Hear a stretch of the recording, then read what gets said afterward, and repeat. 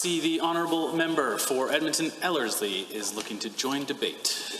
Yes, thank you, Mr. Speaker. It's a pleasure, as always, to get up and speak to the bill. I just want to be absolutely 100% clear that we are in favor of supporting shorter timelines for decisions by the AER. But of course, one of the things that I want to touch on specifically when it comes to Bill 7, Responsible Energy Development Amendment Act 2020, is the whole issue of consultations and assessments, but specifically in regards to Indigenous communities. And because I've had a fair amount of experience visiting Indigenous communities all across Alberta, and I know enough to know that, speaking to the chief and council of an Indigenous community, a nation, is not simply the only way that you can consult. In fact, it is the opinion of several members of Indigenous communities that it's the responsibility of a chief and council to take the information back to its members, back to the members of the community, and to hold discussions on what's being proposed.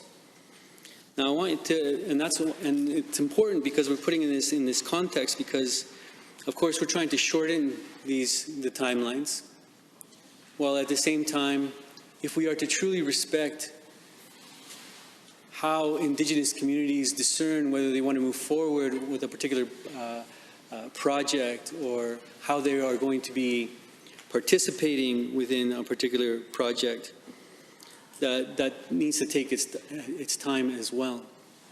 And I'll remind members of this House that the whole concept of chief and council was actually something established by the Indian Act, Canadian law. And it's not so much the way that the majority of Indigenous communities actually conceptualize of leadership and authority within their communities. For those who know the topic well, they will know that elders in the community play an essential role in the decision-making process. And in light of the fact that as a society we have matured enough to now know that we need to do our best for reconciliation here in the province of Alberta as a government, to reconcile with Indigenous communities because of injustices that have occurred in the past. I think that this needs to be highly considered, right? It's also an important part of the United Nations Declaration of the Rights of Indigenous People, not only the reconciliation process that we need to do as well. We need to understand that there are international laws decided upon, discerned on by Indigenous communities worldwide. And I know that perhaps not all agree with what has been stated inside of the United Nations Declaration of the Rights of Indigenous People, but that we should be doing our best as a government to make sure that we are respecting Indigenous communities fully. And again, I go back to the role of Indigenous elders within those communities, and knowing that simply reaching out to the chief of a particular nation and having a discussion, although it is legitimate, is not the only way that consultation can take place.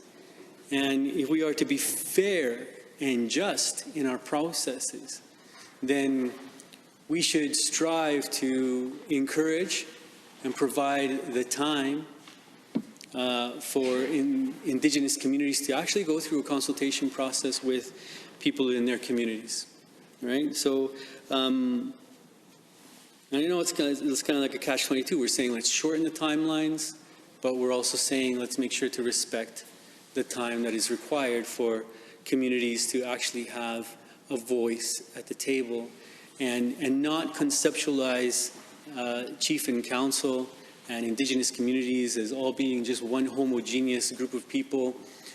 Just like we have in our society, we have people of different ideologies, different philosophies, different ways of looking, different, I just clarify and say different perspectives, you're going to get that same cross-section within Indigenous communities as well. Not all agree on, for example, what some may call development.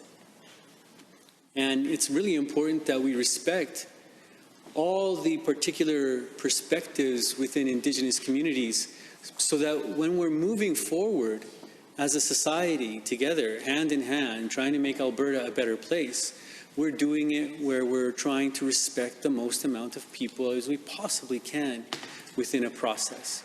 And at least giving the opportunity for people to provide insight and feedback.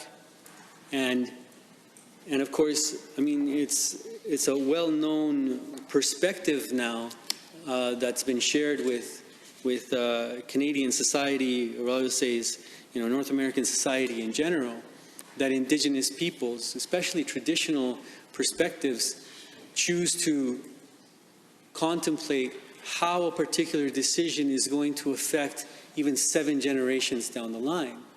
And I think that this is food for thought for us as people who govern or participate in the governing process, that we should also contemplate how is this going to affect people 7 generations down the line.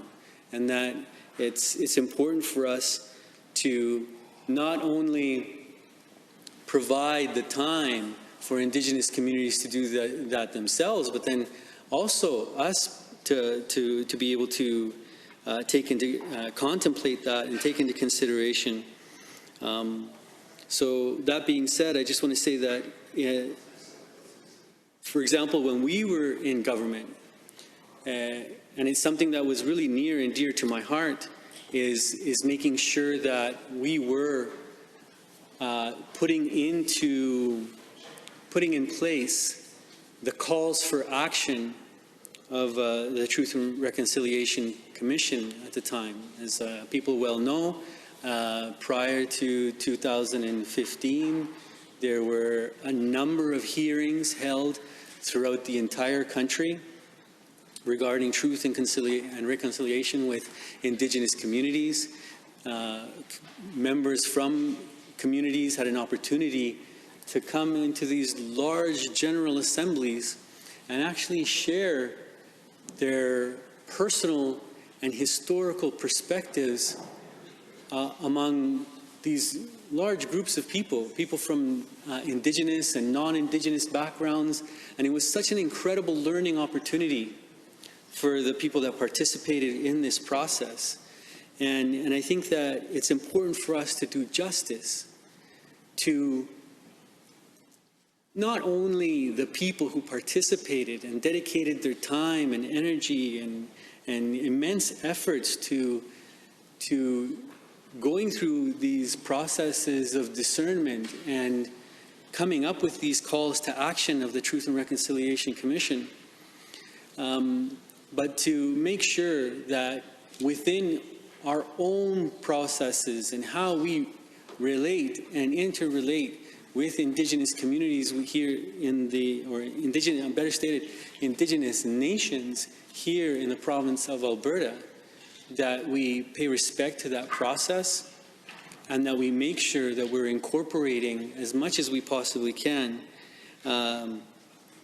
avenues by which this can take place. And of course, it was so near and dear to my heart, and many in the Alberta NDP caucus, that while we were in government, we invested a serious amount of time and energy into making sure that Indigenous consultation was being done.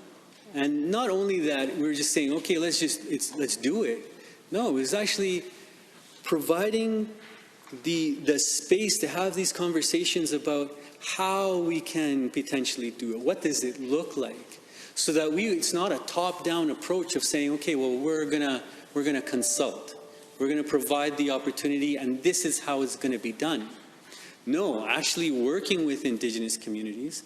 And I want to say that, the member from Edmonton, Rutherford, did an exceptional role, did an exceptional work in connecting with so many Indigenous nations across Alberta, you know, in all treaty areas of 6, 7, and 8, visiting these communities, going and spending time not only with chief and council again, but with elders from these communities.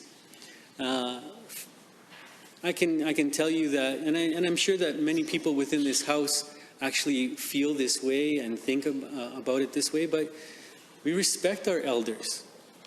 We respect the people in our communities that came before us, and we honor the experiences that they have had.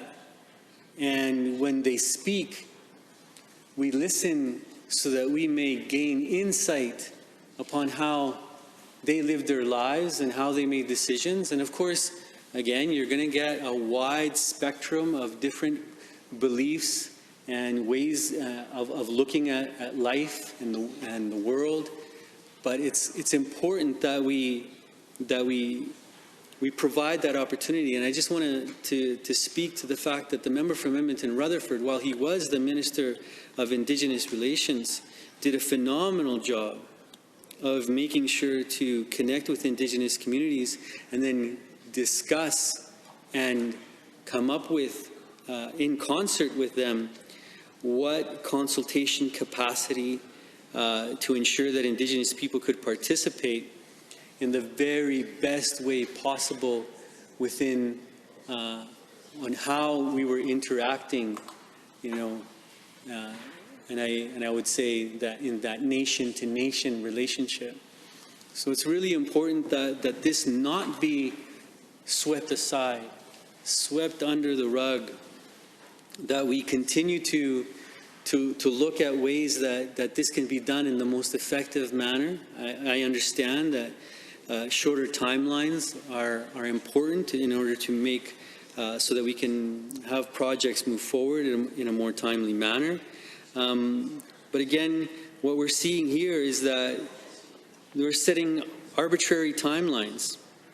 And it seems to me that that this is the government, you know, kind of setting itself up for legal challenges and potentially failures, as we have seen with the Northern Gateway or Trans Mountain.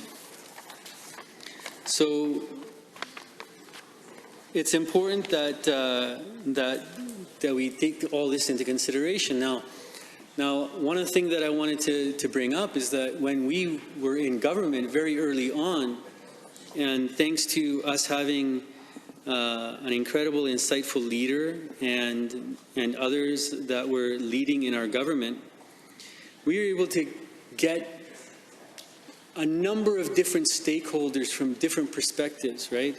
Getting Indigenous communities sitting at the table with people who are advocates of the environment, getting oil, the petroleum industry sitting at the table, all people sitting together at the table so that we could then come up with the way that we move forward. And it wasn't about pitting one group against another.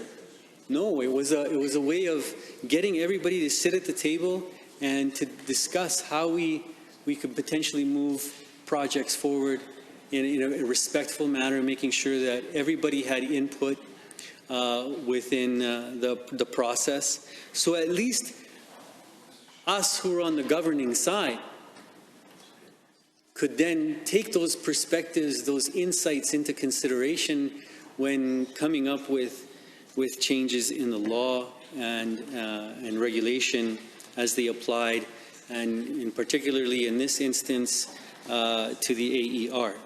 Now, all this is being done in the context of the fact that the government now has recently rolled back or suspended a number of environmental protections. And this has been done largely without consulting Indigenous people. So here I am raising the red flag on this call and saying, you know, our country our country went through a process of making sure that